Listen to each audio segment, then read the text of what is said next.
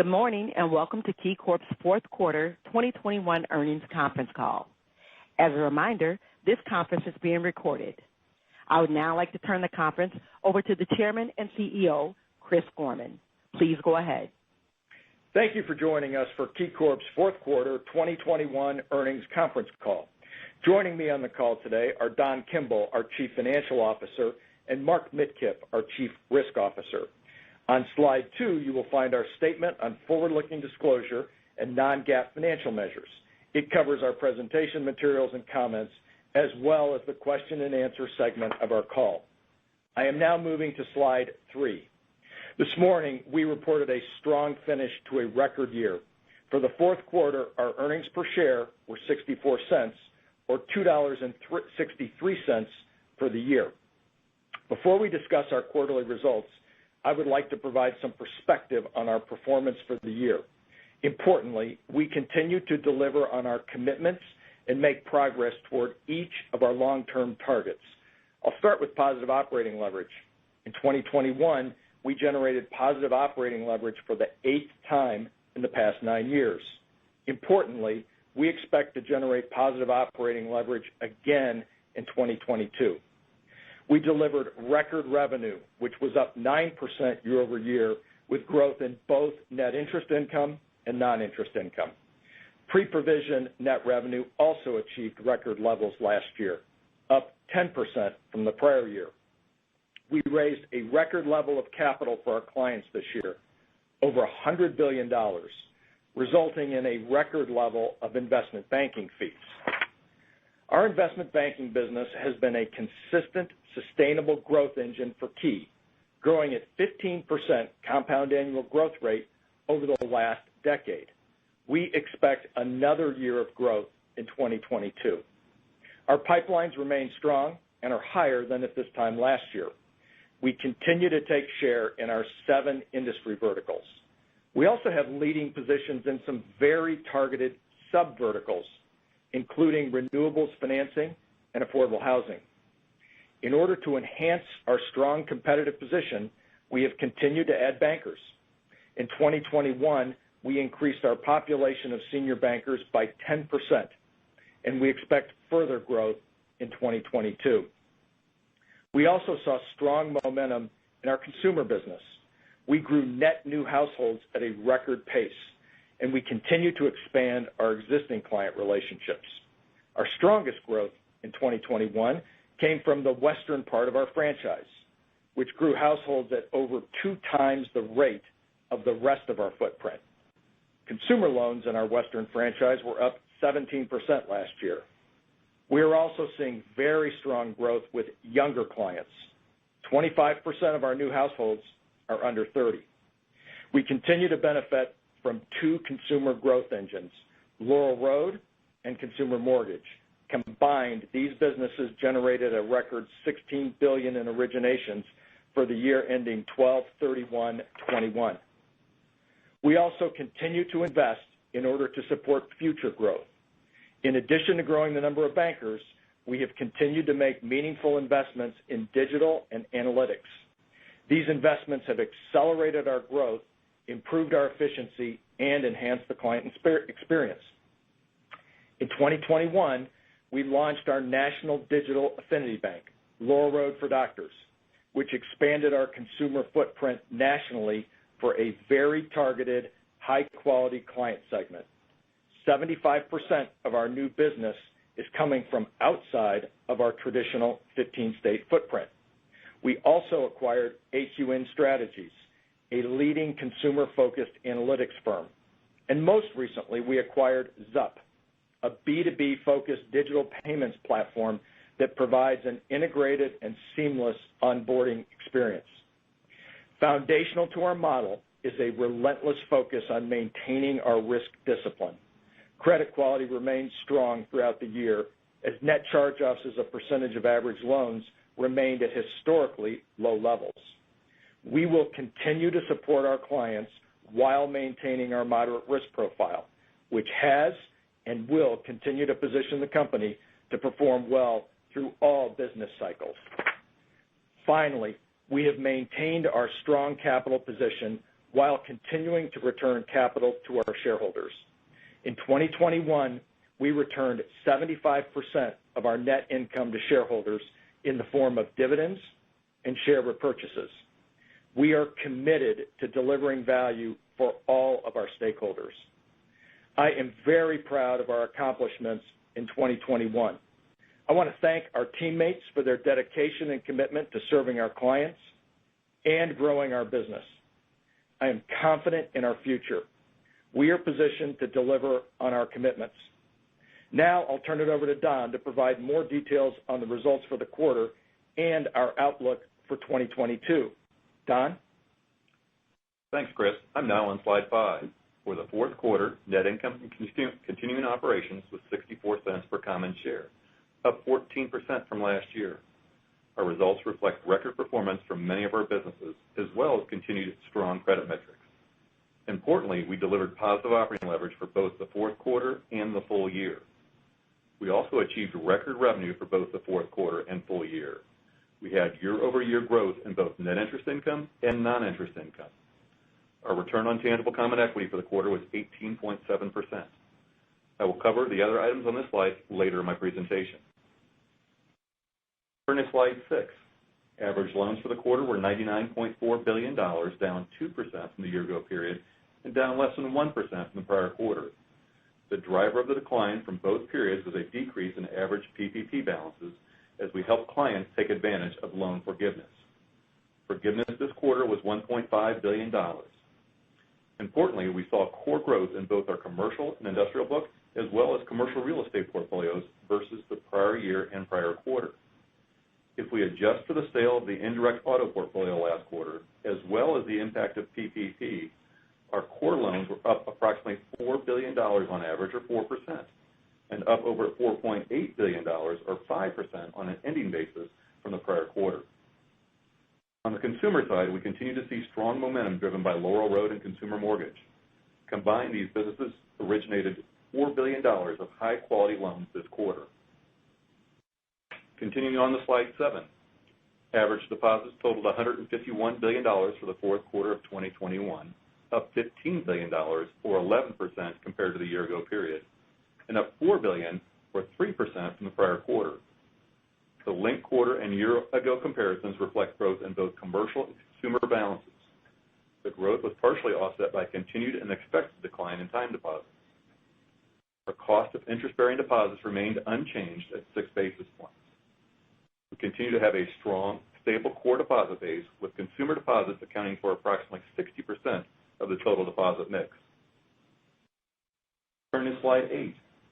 Taxable equivalent net interest income was $1.038 billion for the fourth quarter of 2021, compared to $1.043 billion a year ago and $1.025 billion for the prior quarter. Our net interest margin was 2.44% for the fourth quarter of 2021, compared to 2.7% for the same period last year and 2.47% for the prior quarter. Year-over-year and quarter-over-quarter, both net interest income and net interest margin reflect the impact of lower investment yields, as well as the exit of the indirect auto loan portfolio last quarter, which impacted our net interest margin by 3 basis points. These were largely offset by a favorable earning asset mix. The net interest margin was also impacted by elevated levels of liquidity as we continued to experience higher levels of deposit inflows in 2021. A couple of areas of interest in the past have been the impact of the repricing of our interest rate swap portfolio and the potential benefit from investing our excess liquidity position. Today, the current market rates actually exceed the average received fixed rate of our current swap portfolio. Also, if we reinvested the $20 billion of liquidity, our benefit to net interest income would be about $350 million a year. We've also included in the appendix additional detail on our investment portfolio and asset liability position. Moving on to slide 9, we reported record non-interest income for both the quarter and the full year. Non-interest income was $909 million for the fourth quarter of 2021, compared to $802 million for the year-ago period and $797 million in the third quarter. Compared to the year-ago period, non-interest income increased 13%. The increase was largely driven by an all-time high quarter for investment banking debt placement fees, which reached $323 million. Additionally, commercial mortgage servicing fees increased $16 million year over year. Offsetting this growth was lower consumer mortgage fees, reflecting higher balance sheet retention and lower gain on sale margins. Compared to the third quarter, non-interest income increased by $112 million, again primarily driven by the record fourth quarter investment banking debt placement fees. Other notable drivers were other income and commercial mortgage servicing fees, which increased $33 million and $14 million respectively. Partially offsetting this was a $25 million decrease in cards and payments income, driven by lower prepaid card revenues. I'm now on slide 10. Non-interest expense for the quarter was $1.17 billion compared to $1.128 billion last year and $1.112 billion in the prior quarter. Our expense levels reflect higher production-related incentives related to our record revenue generation, as well as the investments we've made to drive future growth. Our expense levels in 2021 reflect a number of direct investments. As Chris mentioned, we invested in our team, including adding 10% new senior bankers. We invested in Laurel Road, in the rollout of our national digital bank, in the team, and in increased marketing. And we strengthened our digital and analytics capability, including the acquisitions of AQM and Zup. These investments correlated to higher levels of personnel costs from increasing hiring, as well as the production-related incentives. On the non-personnel side, we saw an increase in business services and professional fees, computer processing expense, and marketing.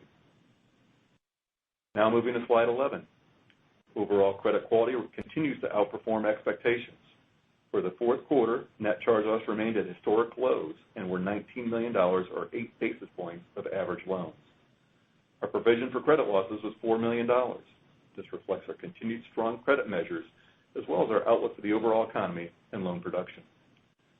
Non-performing loans were $454 million this quarter, or 45 basis points of period-end loans, a decline of $100 million, or 22%, from the prior quarter. Now on to slide 12. We ended the fourth quarter with Common Equity Tier 1 ratio of 9.4%, with our targeted range of 9 to 9.5%. This provides us with sufficient capacity to continue to support our customers and their borrowing needs and return capital to our shareholders. Importantly, we continue to return capital to our shareholders in accordance with our capital priorities. The final settlement of our accelerated share repurchase program disclosed last quarter was reflected in our share count this quarter. No additional open market repurchases were executed. Additionally, our board of directors approved a fourth quarter dividend increase of 5%, which now places our dividend at 19.5 cents per common share. On slide 13 is our full year 2022 outlook. The guidance is relative to our full year 2021 results, and ranges are shown on the slide. Importantly, using the midpoints of our guidance ranges would support Chris's comments about delivering another year of positive operating leverage in 2022. Average loans will be up low single digits on a reported basis. Excluding PPP and the impact of the sale of our indirect auto business, average loans will be up low double digits. We expect continued growth in average deposits, which should be up low single digits. Net interest income is expected to be relatively stable, reflecting lower fees from PPP forgiveness, offset by growth in average earning assets, primarily loan balances. Our guidance assumes 3 rate increases in 2022, with the last one in December, which would not have a meaningful impact on our results for the year. On a reported basis, non-interest income would be down low single digits, reflecting lower prepaid card revenue related to the support of government programs. Excluding prepaid card, our non-interest income would be relatively stable. We expect non-interest expense to be down low single digits, once again adjusting for the expected reduction in expenses related to prepaid cards. Expenses would be relatively stable.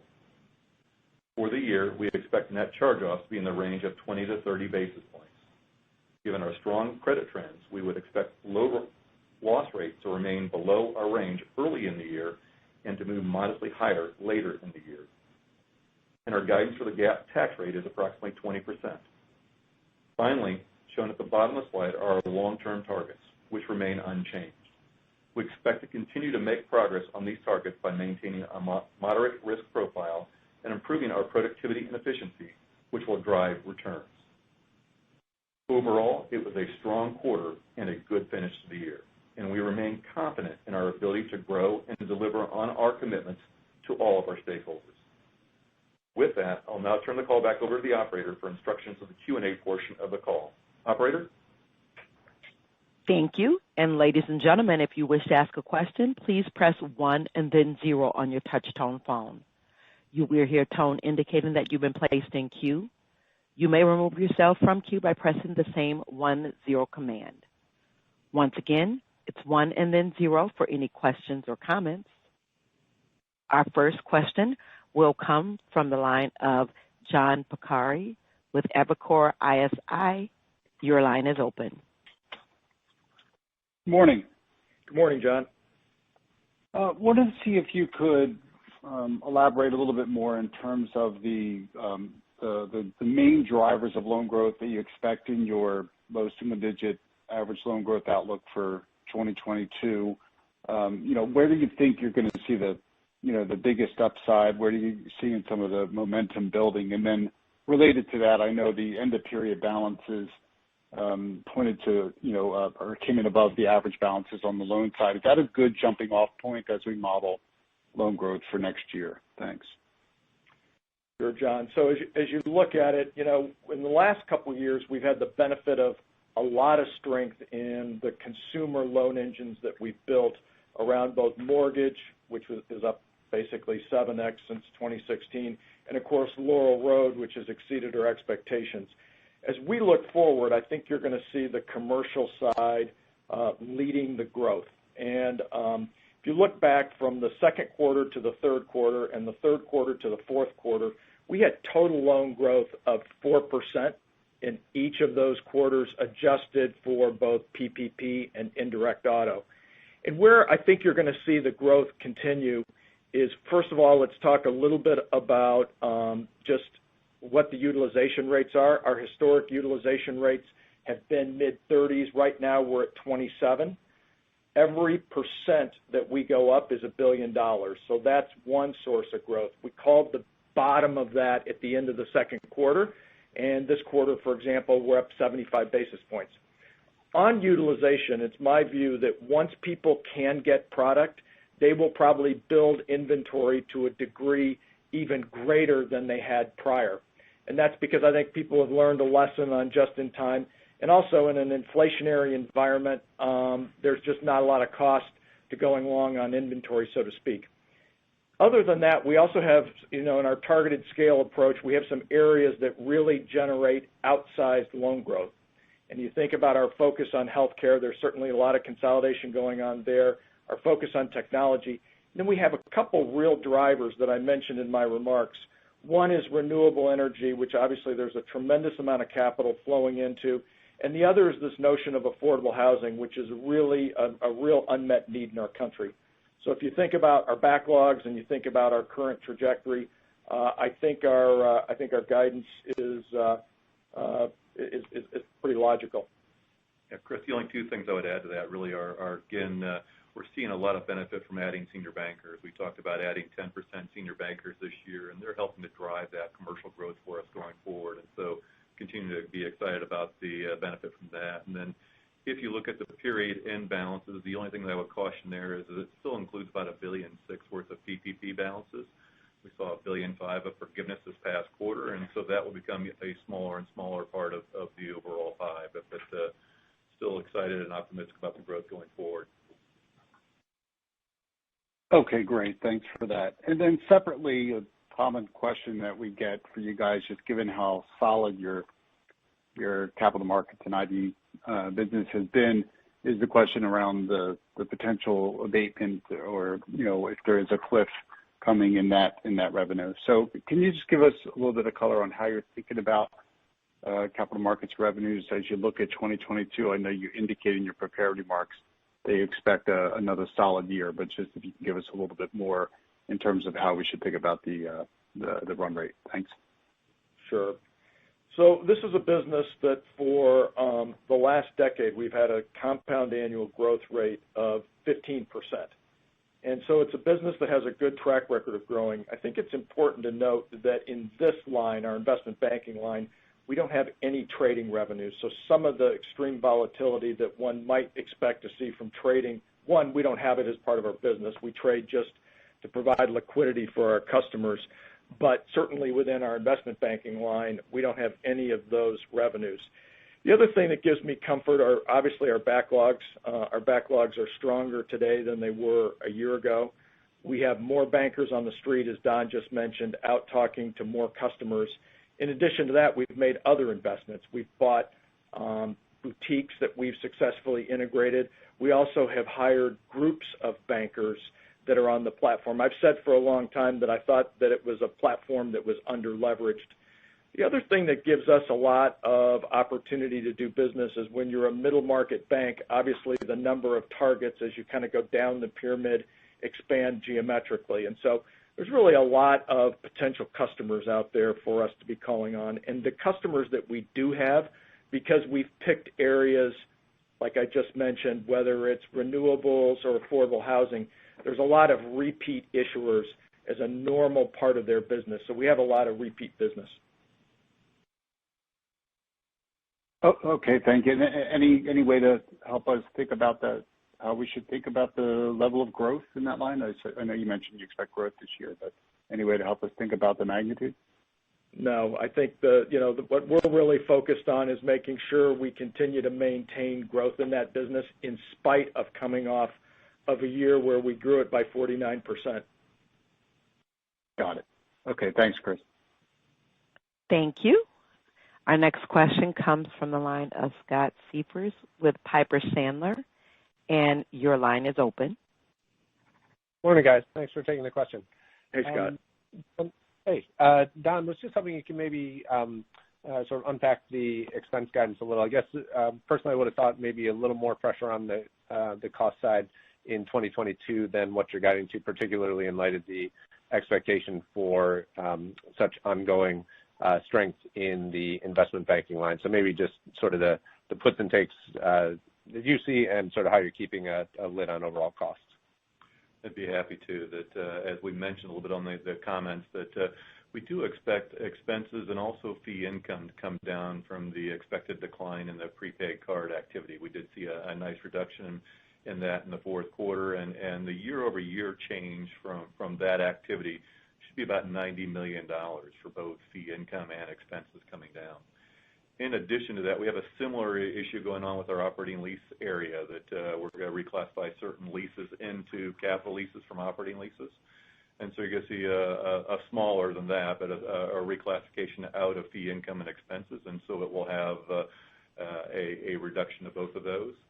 And then other categories where we would expect to have declines in 2022 compared to 2021 would include professional fees, which we had some programs that finished up here in the fourth quarter and had an artificially high level in the quarter and parts of 2021 that we wouldn't expect going into 2022.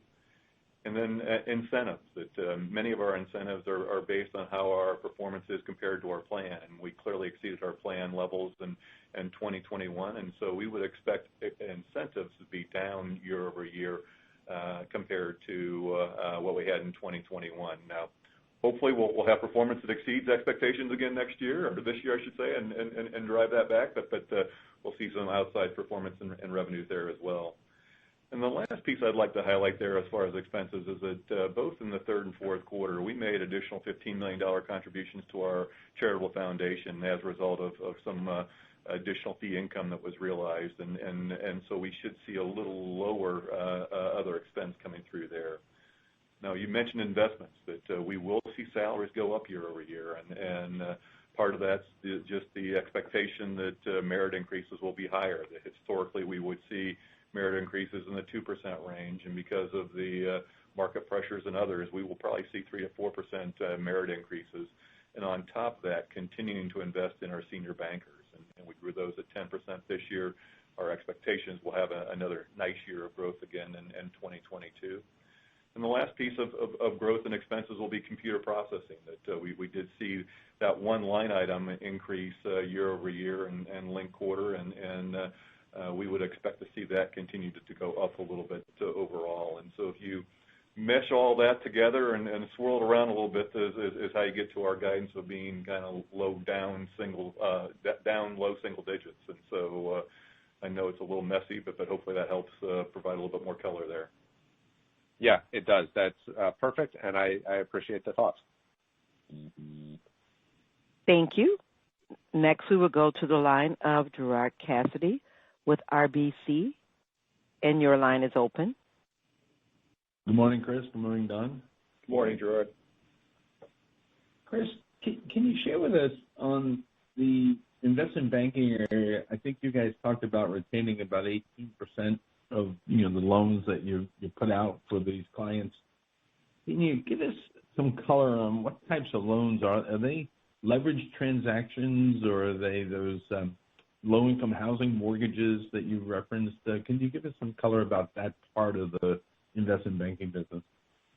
Yeah, it's a wide range, Gerard, and it ranges from investment-grade debt that we would be distributing to, on the other end of the spectrum, we would be distributing to Fannie, Freddie, FHA/HUD, 10-year non-recourse debt, and in those instances, obviously, we wouldn't be retaining any for our balance sheet. So it's really our kind of criteria for what we hold on our balance sheet and what we distribute. First and foremost, we start with what is in the client's best interest, and when markets are as open as they are now, and we have a moderate risk appetite, there are certainly other places where we can better serve our clients than on our balance sheet. And then the other thing we think about, again, keeping our moderate risk profile, is just not having, a lot of risk in any one name. So that's kind of how we think about it. And you said something in your comments earlier to a question about the repeatable business. How much is it? Can you give us an estimate of how much of your investment banking business are in those industries that constantly need funding? In any given year, it's not unusual for a third to a half of our issuers to be repeat customers of ours. And so to your question, in certain businesses, for example, if you're a real estate developer in low-income housing, low-income, which is the same as affordable, your business is built around putting these projects in, and we're in the business of helping them do that and then providing the permanent financing by placing it. Thank you. And as a follow-up question, Don, you guys have done a very good job in changing the image of Key on credit from what it was like in the financial crisis and other recessions. The consensus, and you referenced this as well, I'm in your camp about credit remains real strong first half of the year, and maybe we start to see normalization trends in the second half of the year. Is it just more intuitive that you feel that way, or is there some modeling that you guys can really see and say, yep, okay, this cannot be sustained much longer because it's been so unusually strong? To me, it's more intuitive. I'll ask Mark to provide a little bit more color there as well. But you think about it, the consumer has benefited so much from all the stimulus that's been provided, and we're starting to see some of those stimulus programs actually wind down. And so we would expect to see some of the consumer performance start to return to more normal levels. Delinquency and charge-off levels for the consumer portfolio are all-time record lows, and don't see that as being sustainable long-term. Commercial, I would say it's similar, that if you look at what's happened on criticized, classified, non-performing loans, the trends have just been so positive, and don't see anything on the horizon which would suggest that it's going to turn anytime soon, but gut would just tell you that sometime you're going to have to start to see some things start to revert back closer to normal. Mark, any thought you would add to that? I think you summed it up well, Don, and just the general, criticized, classified, NPL, all those improvements, they'll begin to moderate, and you get to more of a level bottom as the stimulus programs are pulled back. What's interesting, even though the stimulus programs clearly are waning, as we look at our book, there's about $5 billion of deposits for our consumers that are greater than pre-pandemic. So there's still a lot of cash in the system for sure.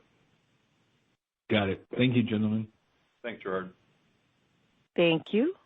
Our next question comes from the line of Peter Winter with Wedbush Securities, and your line is open. Good morning. I wanted to ask about net interest income, and I was just wondering, Don, if maybe you could quantify the impact in 2022 versus 21 on both the PPP income and the swap income. Sure can. As far as the PPP loans, that we've talked each quarter about what the fee income is that we've realized, and the fourth quarter was $48 million. And so combined throughout the year, the fee income was $191 million in 2021. And then on top of that, we had normal interest income on the PPP loans of a little over $50 million. And so we think that $244 million of income actually gets cut by about $200 million between 2021 and 2022. And so that clearly is a headwind for us. And so if that would have been consistent year over year, we would be showing mid-single digit kind of growth rates in net interest income as opposed to what we're reporting of being relatively stable. As far as the swaps, I don't have that off the top of my head as far as the impact for 2022. I think the important thing that's and we've hit this on the call a little bit, is that what we're seeing for market rates today actually are at or higher than what the total portfolio of swaps received fixed rates are. And so in other words, we're seeing a 125 as far as our received fixed rate that we have for our swap book, and that is at or below what the current market rates would be for a 3 or 4 year swap to replace it. And the only reason I hesitate as far as the swap impact beyond that, Peter, is that that all depends on the rate assumptions, and because we would expect swaps to come down as rates go up, because essentially what the swaps do is help convert some of those variable rate loans to float or to fixed rate loans. Okay. And just regarding rates, Don, you mentioned in the prepared remarks 3 rate hikes, and one of them being in December, so not much of an impact. Could you just quantify the impact to net interest income for every 25 basis point rate hike, and what you're assuming for deposit betas? Sure can. That each 25 basis points for the full year impact would be about $50 to $60 million of additional net interest income. Our assumption right now that's in our asset liability management model would show about a 30% deposit beta.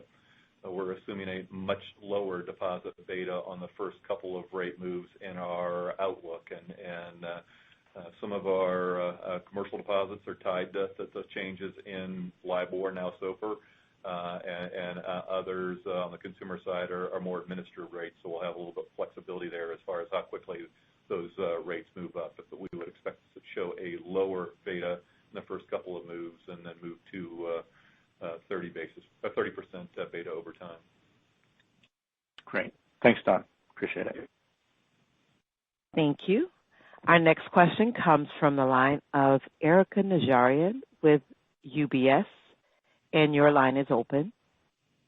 Hi, good morning. Good morning. Wanted to follow up on Peter's question, Don, on net interest income sensitivity.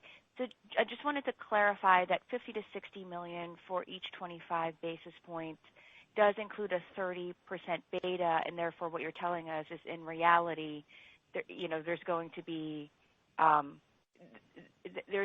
first few rate hikes should be in theory higher than this $50 to $60 million. I would agree that there will be some negative impact initially, Erica, for a few commercial loans that have floors that are above zero, but would expect the early rate increases to have more of a lift than that $50 to $60 million range. That's correct. Got it. And what can you remind us of the $25 billion you have in ALM swaps? What the maturity profile looks like, and given expectations for a tightening cycle that goes through 2023, what are your plans to replace maturing swaps? the debate in terms of capturing the rate, more of the rate sensitivity versus, replacing the swaps to protect your NII in the future. Sure. That as far as the swaps, they have a duration of 2.4 years, and so if we look at the 2022 maturities, that there's about $4 billion of the 25 that mature in that first year. We take a look at how we're positioned from an asset sensitivity perspective all the time to see where we want to target. That right now we're showing about a 5% asset sensitive position. To the earlier point, that was with the assumption of a 30% deposit beta, and in our appendix we show that for every 5 percentage point decline in that beta, our asset sensitivity actually increases by 1.25 points. And so there is a real impact from that. We are getting to the point where the rates are getting more attractive and more consistent with where our outlook would be. And so as we look at the loan growth that we would be expecting for this year, we'll have to continue to reassess how much of the swap book we roll over and how much we might add to if we're more and more comfortable with that forward curve and able to realize that with the swaps that we've been booking. But right now, we're not assuming any additional swaps beyond just replacing the maturities at this point in time in our outlook. Got it. And if I could sneak one last one for Chris. So, Chris, I feel like during this earnings season, CEOs are in two camps. Those that are letting the rate hikes fall to the bottom line, and those that are investing the rate hikes. The way Don explained your expense outlook, clearly there are key specific idiosyncrasies. Your strategy is loud and clear that you invest back in the franchise and you pay for increased client activity. But as we think about, a year without PPP noise and good loan growth and rate hikes, how should we think about positive operating leverage key?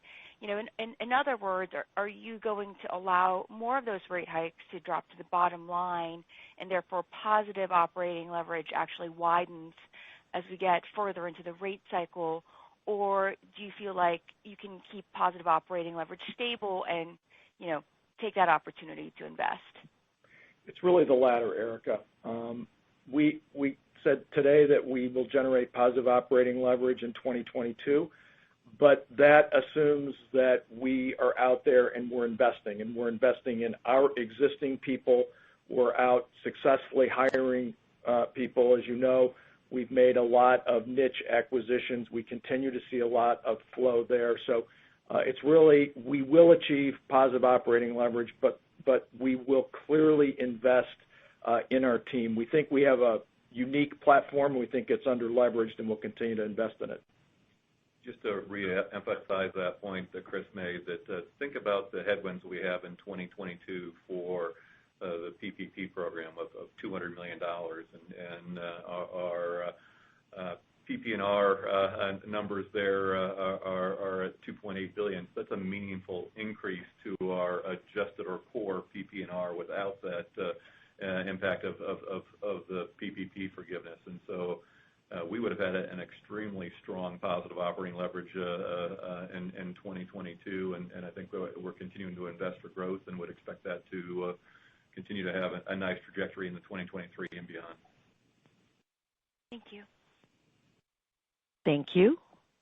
Our next question will come from the line of Matt O'Connor with Deutsche Bank, and your line is open. You guys are less reliant on overdraft or non-sufficient funds fees than some of your peers, but maybe you could give us an update on what your strategy is there going forward, given some of the changes in the industry, and what the impact would be on your revenues this year and maybe looking at a couple of years. Sure, Matt. So you're right. For us, it's on a relative basis, it's not as important. But kind of starting at what is most important is we're a relationship bank. And so it is very, very important to us that we have a value proposition that is attractive to our existing customers and to our clients. Currently, 22% of all our checking accounts are what we call hassle-free, and by definition, you can't overdraft with that account, and also there are absolutely no fees on a monthly basis. Having said that, obviously in the last couple of weeks, there's been a series of changes in sort of where the market is, and we will continue to reassess where we are, making sure that it's as I say, a great value proposition for both our customers and our prospects. Okay, and then just remind us what those fees totaled in 21, and are you assuming any changes in the guidance? So if you look at overdraft fees for us in 2021, I think they were just over 1.5%, and we haven't made any formal changes in our model yet as we're assessing where we're going to come out. Okay, and then just separately, quick clarification question. Don, you mentioned about a change in accounting on the leasing impacting the fees and costs, and maybe I missed it, but do we just essentially take out both of those fees and costs and then it nets out, or is there an interest income impact? Well, for that, those two line items, you would see them decline by a little bit. They wouldn't be completely removed, but there are certain leases that we have currently included in our operating lease accounts that will be considered capital leases going forward. And so you would see that operating lease income and operating lease expense both decline by $20 to $30 million year over year from that, and you would see the net difference going through the net interest income. That's correct. Okay, thank you. Uh-huh. Thank you. Next, we'll go to the line of Mike Mayo with Wells Fargo Securities, and your line is open. Hey, I guess I have a positive and a negative question. Let me do the negative question first. Wage pressure. You're hiring a lot of bankers. You're seeing wages go up in technology and outside. What are you seeing and what are you assuming as part of your expense guidance? Sure. Well, first of all, good morning, Mike. So a couple things. We, like everybody else, are seeing wage pressure, and if you go back 5 years and you look at our entry-level teammates, depending on what they do, what their background was, what geography they're in, their starting wages are up over 40%. So that's over 5 years. That's real, and we've been seeing that. Also, there's certain areas where there's even more wage pressure. One would be certain areas around analytics and technology. Those employees and teammates are obviously very valuable, and we're recruiting in those areas. So you see inflation there. And then it's pretty well documented. We and others gave junior bankers in our investment banking business increases sort of mid-cycle. So that's kind of where we've seen it. And from an overall planning perspective, we typically would think that we would have 2% merit increases every year. We're budgeting for 3 to 4 this coming year, Mike. Okay, and then the positive question: no good deed goes unpunished. Record investment banking markets last year, record this year. I know you grew and ran that business, and you're the only capital markets player that I've heard so far to guide for higher 2022 results. People have said, CEOs have said, impossible comps, normalizing lower, yet you're saying it should still go higher. Now, you don't need to put yourself out there with that specific forecast. What gives you that extra confidence? Yeah, so it's a few things. It's, first of all, the fact that, and I mentioned this earlier, that the line item that you're looking at doesn't have any trading in it. We trade just for the benefit of our customers' liquidity. We have a lot of repeat customers. We, as you know, Mike, have built the business on this notion of targeted scale around certain sectors of the economy that are growing and that need capital, places like healthcare, technology, and I mentioned a couple of the subsectors as well. And we continue to add to our platform. I mean, as I mentioned, we have a unique and under-leveraged platform that we continue to hire teammates. We grew our number of senior bankers by 10% last year. I'm looking at our backlogs. Obviously, there's no guarantees in the deal business, but I feel really good about our team, and I feel good about the momentum of the business in spite of the fact that, as you point out, we're up 49% year over year. All right. Thank you. Thank you. Thank you. Next, we'll go to the line of Ebrahim Poonawala with Bank of America, and your line is open. Good morning. Good morning. I guess just, Don, one question on follow-up around rate sensitivity on slide 18. You outlined $20 billion of cash and short-term securities. In the numbers you provided earlier, the 50 to 60 million, what are you assuming in terms of remixing some of that cash into longer-dated assets and loans? Just give us some color on that. And also, I think, Chris, in the past you've talked about maybe $2 or $3 billion in deposits that could leave as things normalize, consumers are back and out and about. Give us a perspective on what you're assuming in terms of deposit outflows. As far as the redeployment of that $20 billion of liquidity, that we were thinking that for 2022 that the biggest use of that excess liquidity will really come from loan demand. That we expect from this point forward that our loan balances will outpace deposit balances as far as growth, and so that will use up some of that excess liquidity in 2022, still be in a strong position after that. Our assumptions would have us reinvesting the runoff, which is about $2.5 billion a quarter, plus another $1 billion to $3 billion a quarter of additional growth. And so it doesn't have any significant redeployment of that excess liquidity into the bond market at all. So, but that's something we'll continue to evaluate and fine-tune as we go throughout the year. On the deposit assumption that we are still guiding to growth year over year in deposits, but at a slower pace than what we've seen. I will be honest and tell you that over the last few years, we've always been wrong as far as our deposit growth, and it's come in stronger than what we would have expected, and the balances have retained longer than what we would have expected. But at some point in time, we do think some of that cash will be put to work as our commercial company, our customers start to have opportunities to invest in inventory and other things like that to support their growth. And we do believe the consumer at some point in time will start to use some of the cash buildup they've achieved as well.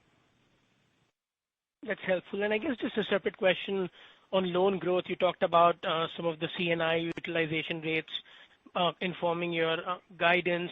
You also talked about the West Coast franchise and the household acquisitions being 2x what you're seeing in the rest of the footprint. How big is that household acquisition in terms of actually translating into revenue loan growth? Any color you can provide on that?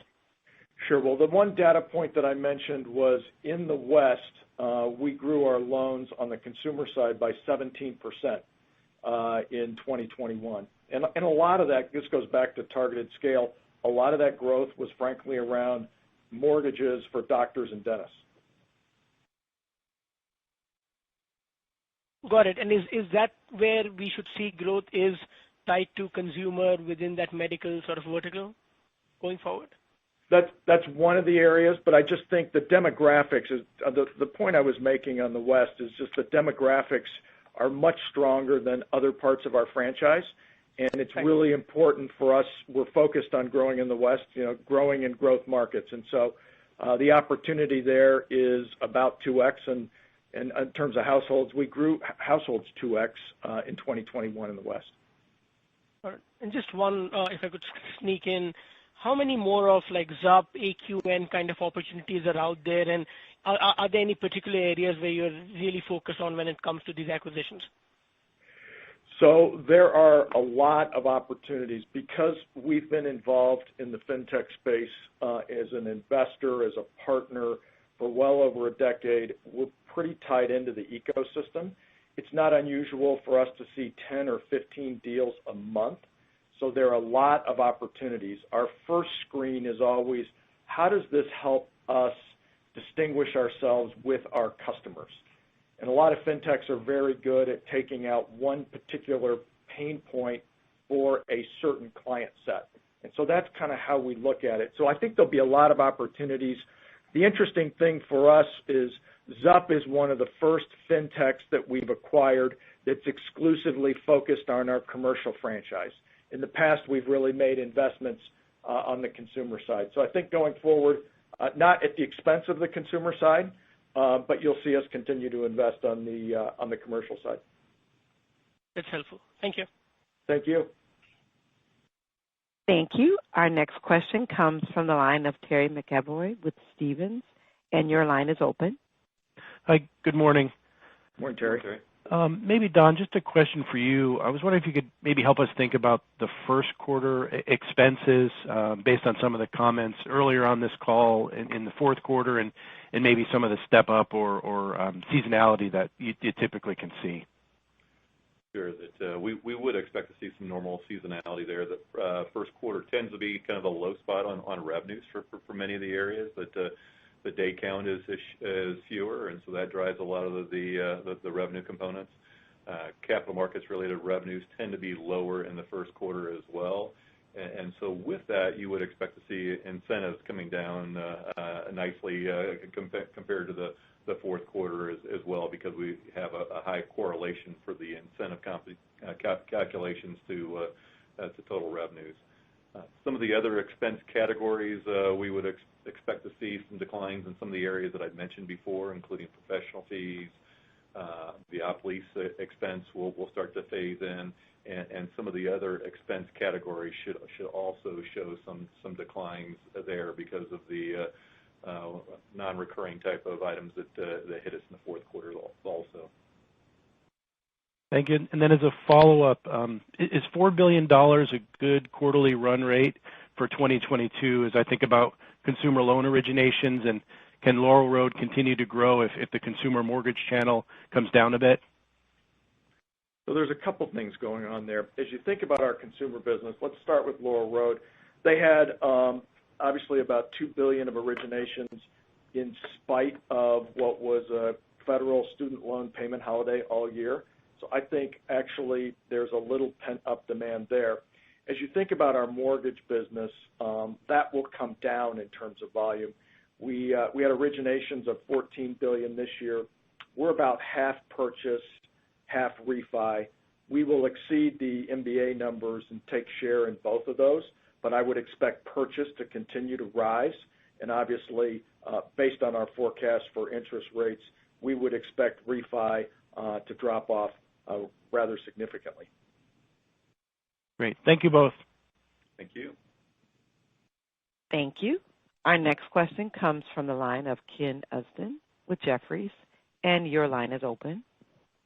Thanks. Good morning, guys. Couple quick ones. You mentioned that the full year retention of that commercial investment bank originations was 18%. You had been doing a little bit more than 20%. So I'm just checking that while the number was good in the fourth quarter, did you actually keep a lower percentage? And is that a potential driver, presuming that the organic origination growth still looks good in your outlook for 22?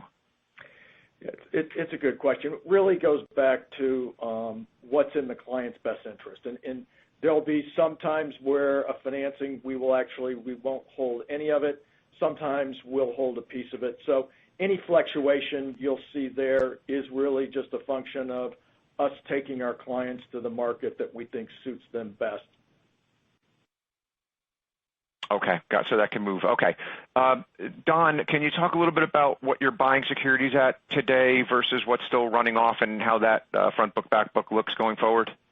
Sure. That the last quarter we had a runoff yield of 2.1% on roughly $2.7 billion. That in the fourth quarter we bought securities of 162, and around the end of the year that had moved up to about a 180 to 190. It's actually north of 2% today. So we're getting to that point of break even as far as the rollover of the investment portfolio as well. Okay, great. And last one, just on capital, you're at 9.4. That's right around your zone where you want to live. So can you talk to us about RWA growth versus buyback and how you think about capital return after the dividend? Thanks. Sure, and I think you hit on our priorities there. The first is to continue to support organic growth. We have seen the strong loan growth and forecasting for continuation of strong loan growth, and so that will require additional capital to support that. Second is to support a very strong dividend, and we did increase it the fourth quarter to 19.5 cents a share, and still continue to target somewhere in that 40 to 50% kind of payout range, and then after that, use share buybacks to manage our overall capital position. If you're growing loans at double-digit rates, you're probably not going to be buying back as many shares as when you're growing loans at say a 4 to 5% range, and so that will probably be slower than what it might have been over the previous years, but still view that as an appropriate use of the excess capital generation that we have throughout the year. Okay, thanks very much. Thank you. Thank you. And with that, we have no further questions. I'd like to turn it back over to the speakers for any closing comments. Again, thank you for participating in our call today. If you have any follow-up questions, you can direct them to our investor relations team, 216-689-4221. This concludes our remarks. Thank you. Thank you. And ladies and gentlemen, that does conclude your conference call for today. Thank you for your participation and for using AT&T Executive Teleconference Service. You may now disconnect.